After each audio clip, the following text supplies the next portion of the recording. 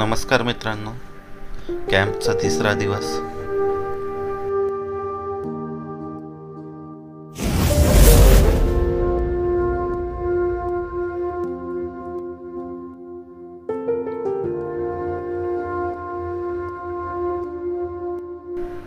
नेहमीप्रमाणे सकाळचा लाईट घेतला आणि पहिला लँडस्केप कंप्लीट केला.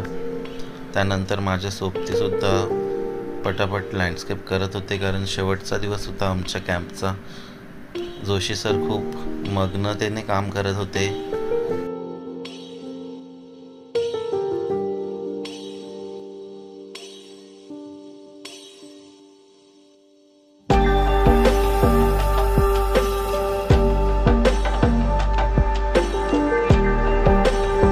बाजूलाच एक छोटीशी नदी होती, त्याच्या शेजारी बसून सुद्धा काही मित्रांनी कामं केली. सर्वांचे लँडस्केप खूपच सुंदर झाले होते.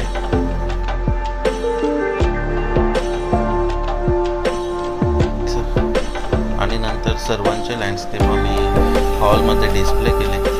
तुम्ही पाहू शकता. जजेसने चांगल्या पद्धतीने जजिंग केले आणि first, second, third consolation prize असे विनर्स काढले. आणि आता आपण पुढे बघत आहात प्राइज डिस्ट्रीब्युशन.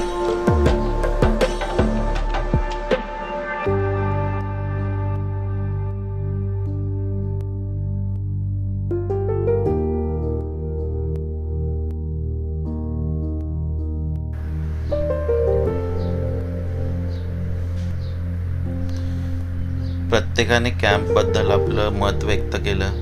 त्यांना कॅम्पमध्ये काय आवडलं, काय नाही आवडलं, प्रत्येकाने त्यांचा एक्सपिरियन्स शेअर केला. त्यानंतर प्राइज डिस्ट्रीब्युशन झालं.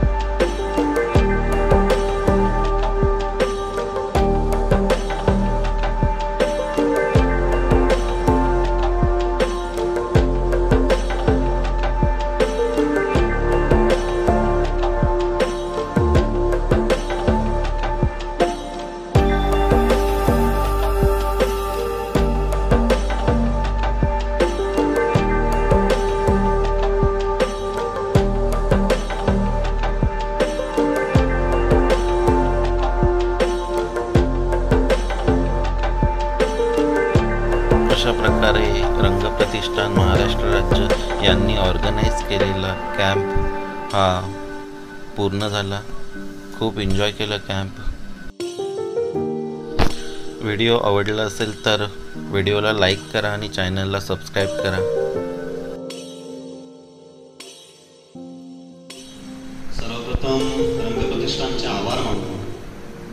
ज्या पद्धतीने तुम्ही आज सगळे बोलत होता, म्हणजे ही संधी क्वचितच मिळते.